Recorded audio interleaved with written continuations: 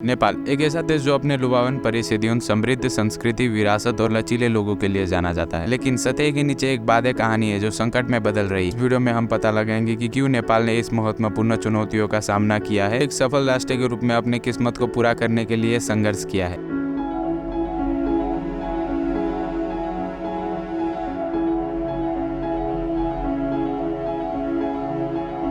नेपाल में राजशाही का एक लंबा इतिहास रहा है, लेकिन 2008 में एक संघीय लोकतांत्रिक गणराज्य में परिवर्तन हो गया। के लिए प्रगति और समृद्धि वेदों के साथ लोकतंत्र की अवधारणा को अपनाते हुए देश आशा से भर गया था। हालांकि पिछले कुछ वर्षों में नेपाल ने इस चुनौतियों का सामना किया है, इसने इसके विकास में बाधा उत्पन्न किया है और संघर्ष प्रिय देश के रूप में इसकी सृष्टि को जन्म दिया है। नेपाल के संघर्ष में योगदान देने वाले प्रमुख कारणों में से एक राजनीति अस्थिरता है। लोकतंत्र में संक्रमण के बाद से देश ने सरकार में लगातार बदलाव देखे हैं। इसमें विभिन्न गुट सत्ता के लिए होल कर रहे हैं। के परिणाम में नीतियों और शासन के रूप में निरंतर कमी के रूप में सामने आया है। विकास के लिए दीर्घकालिक योजनाओं को लागू करने के लिए मुश्किल हो गया है। राजनीति स्थिरता के कारण अक्सर विरोध, हड़ताल और सरकार में बार बार बदलाव होते रहते हैं, जिससे आवश्यक सेवाओं में विभाजन और निरंसन के विश्वास में गिरावट आती है। इसने नेपाल की आर्थिक स्थिति को प्रतिकूल प्रावधान डाला, जो पर्यटन और कृषि में अधिक निर्भर है। पर नियमित बुनियाद ढांचा नेपाल के लिए एक और महत्वपूर्ण चुनौती है। प्रकृति संसाधनों से समृद्ध होने के बावजूद इस बिजली परिवहन और उचित सड़क जैसे बुनियादों से जूझ रहा है। इसने आर्थिक विकास, शिक्षा और स्वास्थ्य सेवा सीमित पहुंच को बाहर किया है। इसके बाकी हिस्सों से दूरस्थल की स्रोत को जोड़ना मुश्किल बना दिया है। गरीबी और असमानता भी नेपाल में व्यापक मुद्दे हैं। से लोग विशेष रूप से जमीन के स्रोत में रहने वाले भी शिक्षा और स्वास्थ्य सेवा की पहुंच से कमी, आर्थिक उन्नति के सीमित अवधारणा को सामना करते हैं। आमदनी के अंदर और सामाजिक विषमति बढ़ती जा रही है। इससे हसीन पर रहने वाले समुदाय की सीमित चुनौतियों और बढ़ गई है। नेपाल का संवेदनशील वातावरण भी चिंता का कारण है। परिणामों में वनों की कटाई, स्थिर कृषि पर्यावरण और जलवायु परिवर्तन की परिणामों के रूप में गिरावट हुई है। इससे भूकंप, बाढ़ और अन्य प्रकृति आपदाएं हुई है। आपदाओं ने देश के संसाधन और बुनियादी ढांचे को और प्रभाव किया है, कि ठीक होने और विकसित होने की क्षमताओं में बाधा उत्पन्न की। पर्यावरण गिरावट केवल नेपाल के प्राकृतिक संसाधन को प्रभावित करती है, बल्कि इसके परिवहन उद्योग को भी प्रभावित करती है, कि अर्थव्यवस्था में महत्वपूर्ण योगदान करता है। हाल के लिए अपने पर्यावरण की रक्षा और सही भविष्य निश्चित करने के लिए स्थायी पर्यटन और संरक्षण को प्राथमिकता देना महत्वपूर्ण है। इन चुनौतियों के बावजूद नेपाल के युवा आस्था किरण को प्रस्तुत करती है। देश में एक बड़ा युवा जनसंख्या है, में सकारात्मक बदलाव लेने की क्षमता है। शिक्षा और तकनीकी प्रगति भी बढ़ रही है, आचार और प्रगति के अवसर प्रदान कर रही है। ताकि इन सकारात्मक विकासों को अभी पूरी तरीके से महसूस करना बाकी है। इस वीडियो को यहीं पर एंड करते हुए आप लोग बताना कि आपको ये वीडियो कैसा लगा, एंड आप लोग चाहो तो इस वीडियो को लाइक एंड चैनल को सब्सक्राइब भी कर सकते हैं।